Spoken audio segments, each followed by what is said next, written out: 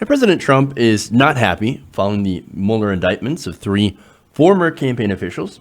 Now, yesterday, as you know, news broke where Paul Manafort and Rick Gates had both received indictments of conspiracy. And a third Trump staffer, George Papadopoulos, who was a foreign policy advisor, was revealed to have lied to investigators before turning to aid that very investigation. Now, Trump did not take this news very well. In fact, according to Politico, watching the developments unfold on the large television screens installed in his private residence, Trump was seething, according to a Republican close to the White House. And actually, correction here, this is not in Politico, this is in CNN. Now, interestingly enough, Trump expected this news about Manafort and Gates. Now, he had already distanced himself from Manafort over the last few months. As soon as they said, hey, by the way, you're under investigation, watch out. And immediately Trump's like, Manafort, don't know him, small time, small staffer, very, very unimportant. Really don't know him all that well. Really? The guy ran your campaign. That's a seriously weak sauce excuse. But according to people who have spoken with the president, the revelation that another campaign advisor, George Papadopoulos, pleaded guilty to making false statements to the FBI was far less expected, the sources said, and the assumption that Papadopoulos is cooperating with the FBI's Russia probe stirred even more unease among Trump's allies. Yes, nobody expected Papadopoulos. He just kind of popped up out of nowhere. So now, of course, the White House afterwards is like, oh, Papadopoulos, hardly know him. Low-level guy, volunteer, nobody. And he's young. He's so young. He's only 29 years old. And what does that have to do with anything? And look, according to the documents received by Mueller, that's definitely not true. And not only that, but you can go back to Trump himself. In a spring 2016 interview with the Washington Post editorial board, then candidate Trump was asked about who was advising him on foreign policy. He began listing names. You know what name popped up second? Papadopoulos. He also referred to him as, quote, an energy and oil consultant, excellent guy. Oh, what are you talking about? He's a volunteer. He's a low-level guy. He's nobody. Well, first he was an excellent guy. Now back to the CNN piece. The president, according to a senior White House official, said, quote, the president is going, really? This is the guy? Yeah, that's the guy. As the morning carried on, he said, that same person said, Trump grew increasingly frustrated as he viewed cable news coverage of his one-time campaign chairman arriving at the FBI field office in downtown Washington, believing his former aides' roles were being inflated. He griped that Manafort's role in the campaign had taken outsized importance in the media and insisted his former chairman played only a minor role. But wait, Papadopoulos, again, was one of your advisors, and he was important enough to get a photo with you, by the way, and Paul Manafort ran your campaign. I know you've had a lot of different people run your campaign because they all seem to have gotten in trouble. But again, if you put someone as your campaign chairman, you kind of think that they have a little bit of an important position. Just saying. Look, Trump and the White House, they're pathological liars. And of course, when lying doesn't work, they seek to distract you. In this case, they go back to an old time-tested favorite. Let's talk about the Democrats. Let's talk about Hillary Clinton. Yesterday, Trump tweeted, sorry, but this is years ago, before Paul Manafort was part of the Trump campaign. But why aren't crooked Hillary and the Dems a focus? Because, you schmuck, Hillary Clinton's not president. You're the president, okay? Look, hey, if you want to bring up the shady Uranium One deal, which, I've talked about before, and the, money that went to Bill Clinton, for example, and the Clinton Foundation, when it comes to Uranium One, okay, sure. Yeah, we can talk about that, right? But you still can't use that to run from your campaign's obvious corruption. Hey, it turns out both campaigns were corrupt and taking money. Sad. You can't run away from that.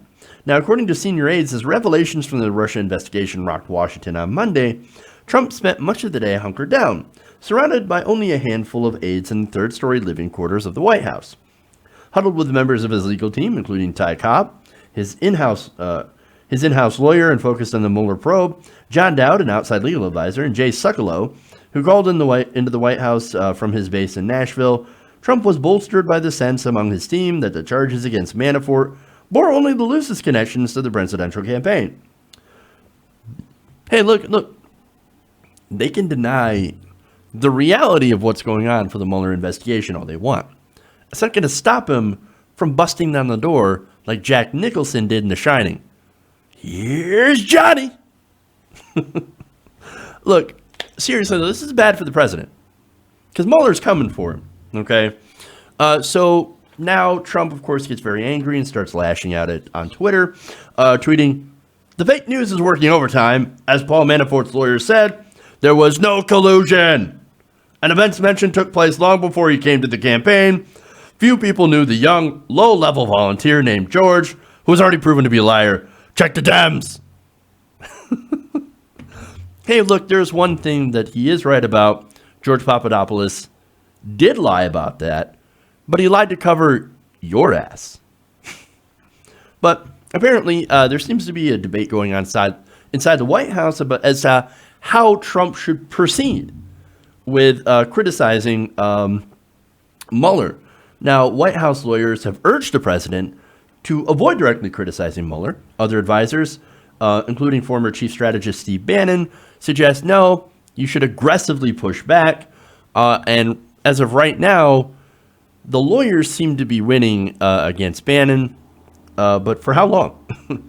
Now, one senior official told CNN calling for Mueller's firing would undercut the White House argument. Absolutely it would. And it'd actually be very, very telling. Especially if not only did they go, will Trump go and criticize Mueller, which he hasn't done. He's certainly done for the investigation, but not Mueller himself. But if he did fire him, oh boy. That would be very, very telling, going and firing the person investigating investigating your possible ties to Russia. That wouldn't look compromising at all, though. Oh, of course not. He's very, very smart. Because Trump is the smartest person. He's got the best brain. He knows all about how to deal with this stuff. Now, Cobb, White House lawyer, has been a leading voice inside the West Wing to urge cooperation with Mueller's investigation. White House Chief of Staff John Kelly has also reinforced that argument inside the administration. Both have told Trump that providing Mueller with information, including potentially an interview with the president himself, would allow the investigation to reach a conclusion quicker. So, their recommendations, of course, have gone simply beyond cooperation. Cobb and Kelly have both warned Trump that spouting off on Mueller on Twitter or during friendly interviews on Fox would also backfire badly. So basically, these guys are like, no, just cooperate, give them everything they want. You've got nothing on you. Don't worry about it. Just give them all that information, okay? It's gonna be fine, Donald. It's gonna be fine. And also, do not attack Mueller on Twitter. Don't attack Mueller on Twitter. Now, Trump, of course, has been following that advice, but as word of indictments emerged last week, other members of his team, both West Wing aides and informal advisors, have said that Trump's kid gloves approach to Mueller has yielded no results. And once Trump realizes that, like, hey, it's not working, they're still coming after me, what's going on? Your advice is not working. I need to strike, and I need to strike back now. Once he unleashes on Mueller, uh-oh. Now, of course, that's what Steve Bannon wants him to do. Obviously, as I mentioned before, he also wants Trump to get Republicans to cut funding to the investigation, publicly debate Mueller's mandate, and to slow down document production in court. So, for some reason, Bannon is very worried, it seems like. He's like, no. I want you to stymie this investigation, cut the funding, fire Mueller. Why? What are you worried about? If there's nothing there, like Sekulow, I'm sorry, not Sekulow, but Cobb and Kelly. Well, look, if you're doing what Cobb and Kelly say, then you're producing all the documents, you're giving them all all the, all the stuff. And if there's nothing there, there's nothing there. If there's no collusion, great. Bannon's like, no, I am worried about it. And maybe he's worried in his own twisted way that they're going to make up charges, and he thinks this is all complete fabrication. Okay, I understand that. I don't agree with that. I think there is a deal that will be uncovered, but look, maybe Bannon has no idea, and he just thinks, this is just a political strike back, a political hit piece. Kind of like what the Republicans did to Bill Clinton back in the 1990s for getting a BJ. Just saying, one side was more than willing to go and impeach over ridiculous circumstances, so maybe Bannon's like, yeah, well, they'll do the same thing to us. But I don't know. All I know is that that's exactly what Bannon wants him to do. Now, Trump might do that, or he might do worse. Many of the president's allies have privately speculated that Monday's indictments only made it more likely he would ultimately find some way of hampering the probe, including potentially dismissing Robert Mueller.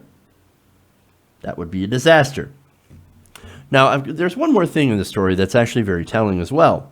Now, during his morning session with lawyers, Trump has asked for an explanation of the federal grand jury indictment process and why a sealed indictment was used, according to a White House senior official. He was also interested to know whether the indictment signaled that the investigation is speeding up towards its conclusion. I don't think he understands how this works. I don't think he understands how serious this is. So he's like, so what's a grand jury indictment? You don't know? You have no idea. Oh, well, that's okay. Well, these indictments make this go away. He's a child. He doesn't understand anything. Now, officially, of course, the White House is like, oh, yeah, no, we're winding down the probe. Everything's going to be fine. Manafort has nothing to do with us. We're just winding it down. We're winding it down. Trump, you're going to be fine. Inside, their hair is on fire. Privately, there are a few legal experts, or even close allies of Trump, who believe Mueller is close to finished. That's because he's not. Monday's indictments are just the tip of the iceberg. Look, you've got Papadopoulos that's been feeding them information, allegedly. There's a possibility that he'd been wearing a wire. So, that's possibly bad. And of course, the grand jury investigation into Manafort and the case against Manafort. Look, we don't even have all the information on that yet. So who knows what's going to come out, and who knows what that's going to lead to. So, especially now that they've got the squeeze on Manafort and Gates, one of them, it's conceivable that one of them could crack if they know something. Now, all that, of course, depends on the evidence they found against him, which seems to be, pretty, a lot of evidence. I couldn't find that word. But, like I said, I don't think Mueller would actually issue indictments over weak evidence, to be fair. So, look, the whole point, though, Trump seems to be in a world of trouble. And now he's beginning to lash out, but he's not quite there. Yeah, he's angry, but I think as time goes by and as the investigation gets even worse, he's going to get angry and angrier, and it's going to end up being a complete public meltdown. Complete and total. Wait for it. Hey everybody, thanks for watching this video. If you want to see more like this, please hit the subscribe button below. And if you want to support truly independent progressive media, please consider becoming a patron at patreon.com/TYTNation.